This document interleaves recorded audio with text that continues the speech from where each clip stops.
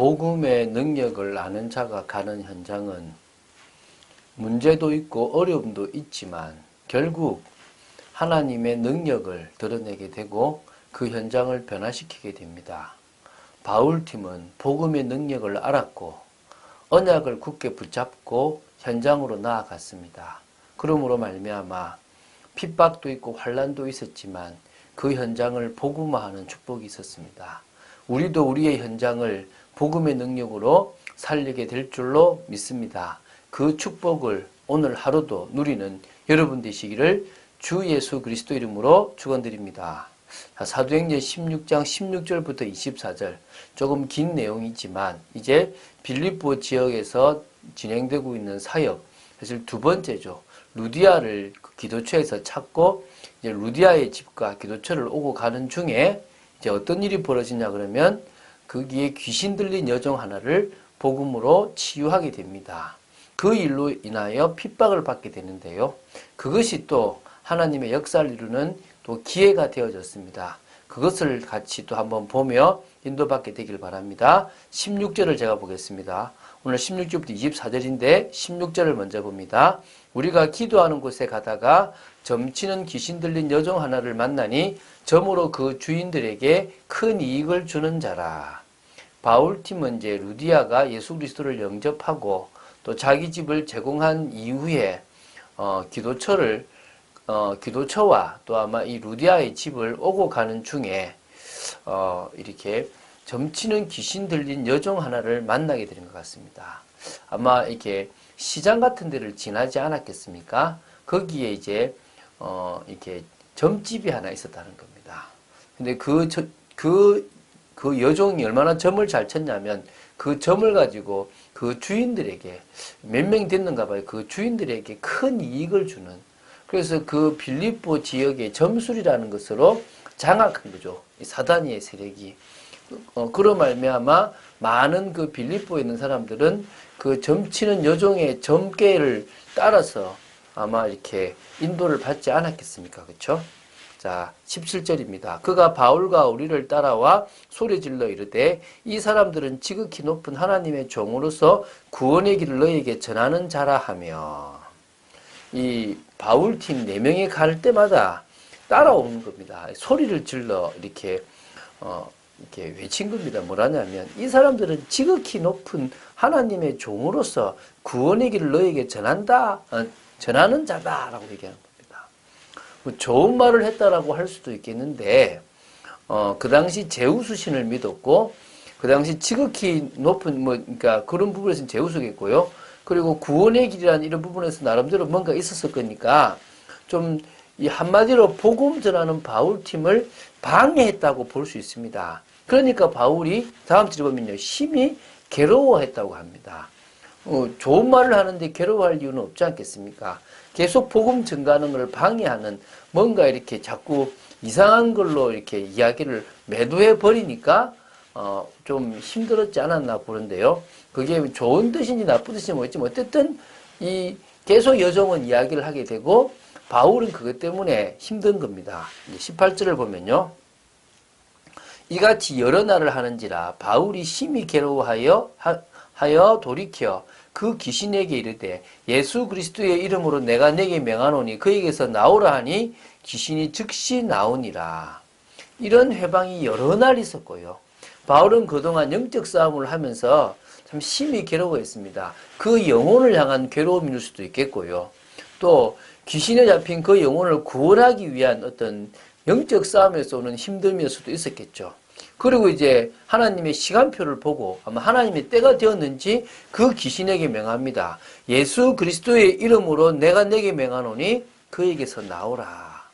우리는요, 우리의 힘과 능력으로 귀신을 쫓아낼 수가 없습니다. 우리는 예수 그리스도의 이름으로 선포하면 됩니다. 막 힘을 주는 게 아니라 편안하게 해도 됩니다. 단지 믿음으로 주 예수 그리스도의 이름으로 명한다. 귀신아 나오라. 그 즉시요 귀신이 나오게 되었습니다. 사실 우리나라에도 베리아 귀신론의 영향으로요, 막 교회들이 막 이렇게 막 귀신을 쫓아내는 그런 일들을 상당히 많이 했습니다.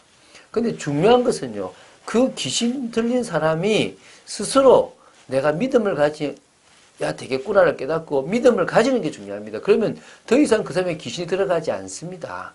아마 바울은 그런 식의 전도를 했다고 보겠죠. 그래서 어찌 보면 이 여종이 이 본문에는 구체적으로 언급이 되지 않았지만 귀신에서 노임을 받고 난 이후에 정상적인 생활을 하게 되었을 뿐만 아니라 예수 그리스도를 구세주로 영접하는, 그래서 빌립보 교회의 교인이 되었다라고 보는 것이 이게 맞지 않나 싶습니다. 그래서 아마 한 사람의 멤버로 들어갔다고 보시면 되겠죠.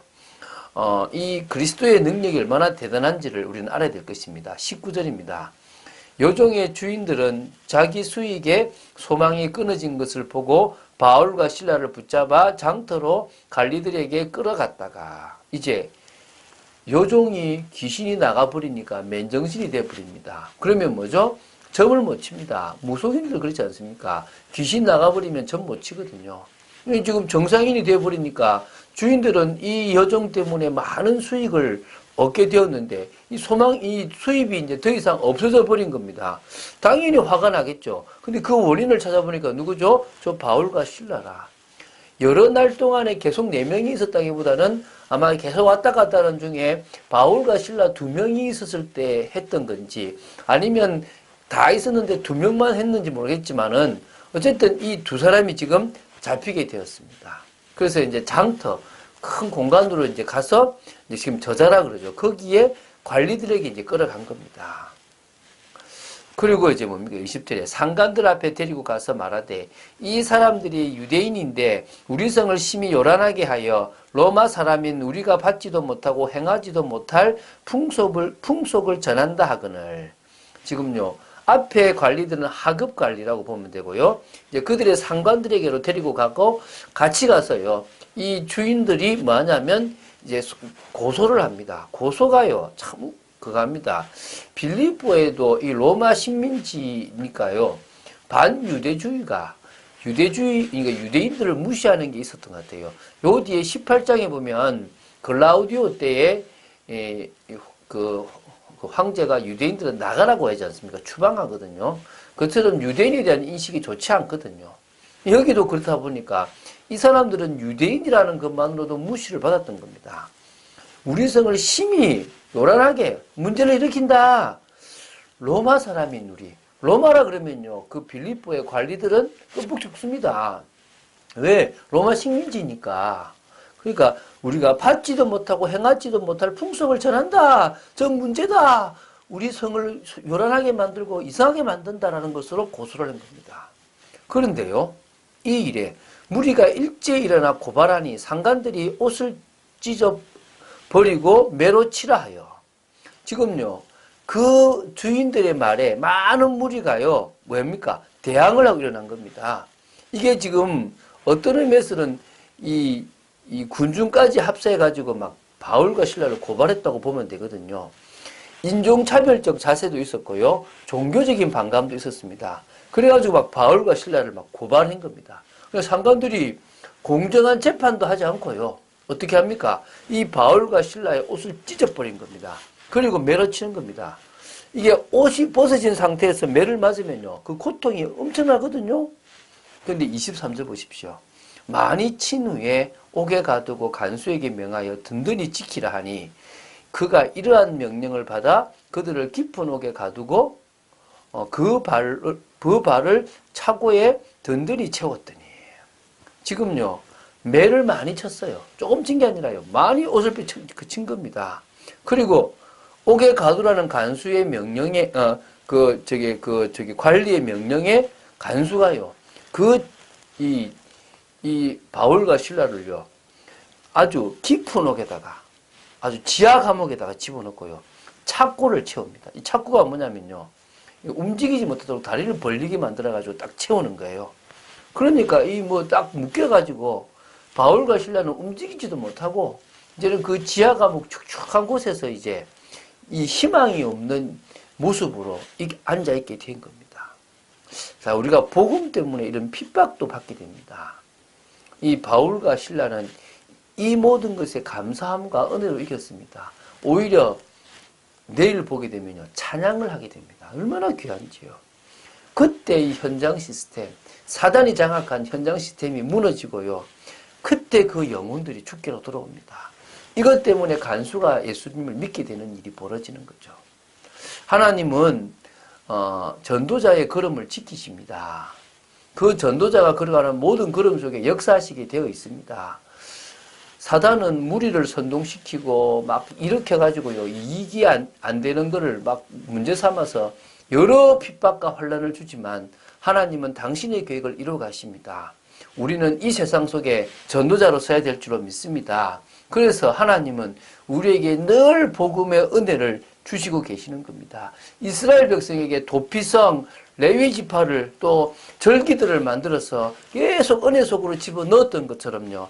지금 우리에게도 예수 그리스도의 십자가의 은혜, 이 교회의 축복, 천국에 대한 소망을 가지고 늘 복음의 은혜 속에 있도록 하고 이 세상에 미련 두지 않고 오히려 문제와 갈등을 뛰어넘게 하고 계신 겁니다.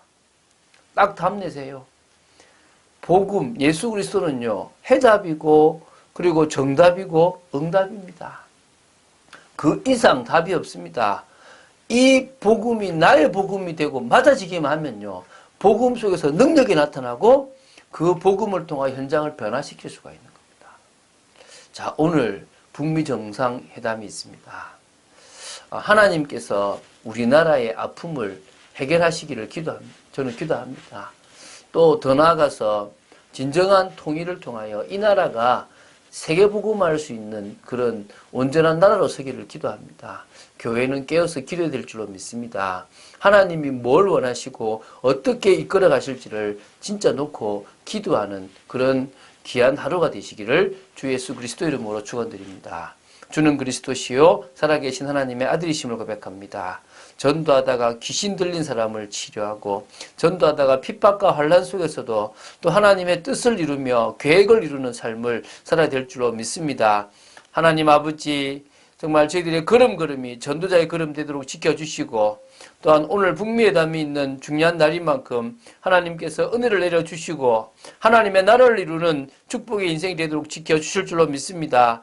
이 나라를 지켜주시고 이 나라를 위해서 기도하는 교회가 하나님 앞에 온전히 서서 믿음으로 기도하는 오늘이 되어지기를 간절히 소원합니다. 주 예수 그리스도 이름으로 기도드립니다. 아멘.